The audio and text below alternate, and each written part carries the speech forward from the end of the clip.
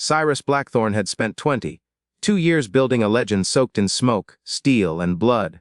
Yet as he rode into Dustfall Ridge for what would be the final 60 seconds of his life, the world still didn't understand the man behind the myth. The sun bled orange across the jagged cliffs, turning the outlaw's silhouette into a ghostly figure riding a coal-black stallion that seemed carved from the shadows themselves. Folks whispered about him in saloons and mining camps. Some said he survived being shot through the heart.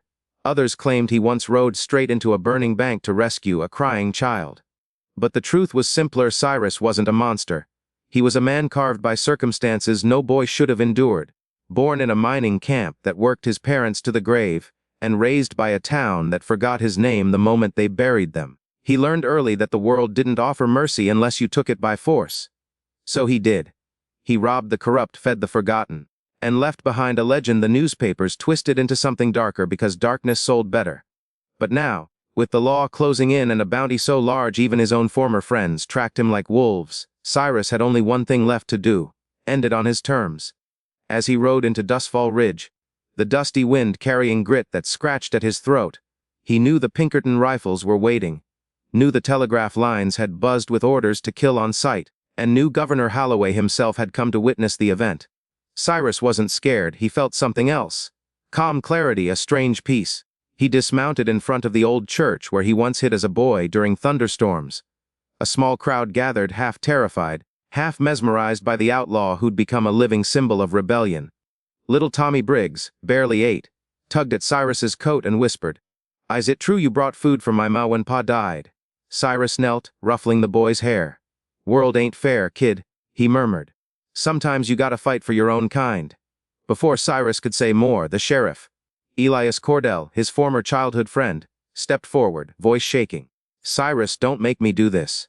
Cyrus smiled, a tired, worn curve of the lips. "Ali, you and I both know this ends today." The crowd tensed as the deputies circled. High on the ridge, sharpshooters adjusted their scopes. Reporters inked their pens. The world was watching, but Cyrus wasn't ready to die without revealing the truth. He reached into his coat slowly, deliberately, pulling out not a gun but a folded set of letters. Evidence showing Governor Holloway's corruption, the illegal seizures, the forced labor camps disguised as reform colonies. Cyrus had stolen them not for glory but to expose the governor's crimes. With the letters raised high, he shouted, "You want the truth? Here it is!" But before he could go on, Holloway barked an order. Shots rang out, warning shots, but Cyrus stood firm. "These people deserve to know!" he thundered. The sheriff looked horrified. He hadn't known about the letters. The crowd murmured. The governor panicked. For the first time in decades, Cyrus felt something he hadn't felt since childhood. Hope, fragile and flickering.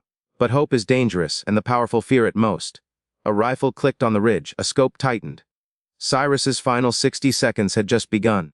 And as the outlaw stared down the barrel of history itself, the people of Dustfall Ridge had no idea they were about to witness a moment that would change everything.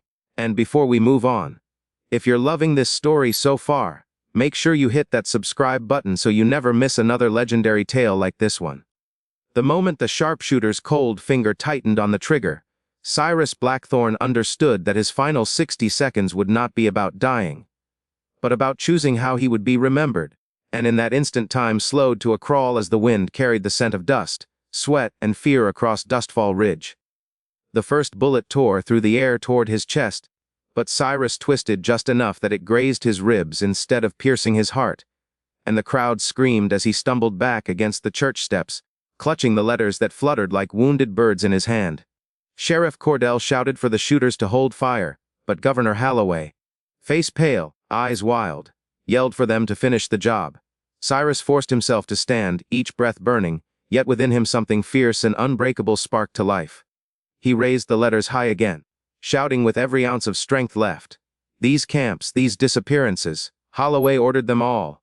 The people gasped. Mothers in the crowd clutched their children. Miners who'd lost brothers to reform camps felt rage ignite in their veins. A second bullet struck Cyrus's thigh, sending him to one knee. 40 seconds remained. Elias ran toward him, dodging a hail of gunfire from the ridge, screaming, "Hold your fire! Held ye your fire!" But the sharpshooters were no longer listening. They were following the governor's desperate orders. Cyrus looked around, eyes blazing not with fear but defiance. "Don't let him silence you! He roared at the crowd. Stand up, speak the truth, fight for each other. With 28 seconds left, he pressed the letters into Elias's hands. Get these printed? He whispered. Don't let my life be for nothing. Elias shook his head fiercely. No, I'm not letting you die. But Cyrus smiled, a calm, heartbreaking smile. It's all right, Eli. I ain't been living not for a long time. Another shot rang out. Fire ripped through his shoulder. 15 seconds left. The crowd erupted, pushing past deputies, shouting for justice. Some charged toward the ridge to stop the shooters, while others grabbed Elias and the letters, shielding him with their bodies. Governor Holloway tried to flee, but enraged citizens blocked his path. Cyrus, blood soaking into the dusty earth, used his last strength to push himself upright once more, leaning against the church wall, refusing to die on his knees. The world deserved to see him unbroken. 5 seconds left. He looked at the little boy, Tommy Briggs, crying in his mother's arms. He managed a weak grin and tipped his hat. Told you, kid, fight for your own. 1 second left. A final shot, silent in a world that suddenly felt too still, struck Cyrus square in the chest.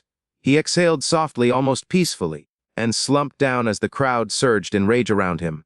The world would soon learn that those letters Elias escaped with that day toppled a governor, exposed nationwide corruption, and sparked a rebellion that freed thousands from the camps.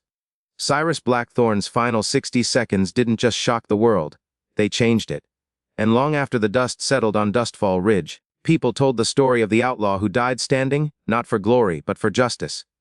So if you want more legendary stories like this, tales of courage, truth, rebellion, and unforgettable final moments, make sure you like this video and subscribe to the channel, because more powerful stories are coming soon, and you won't want to miss a single one.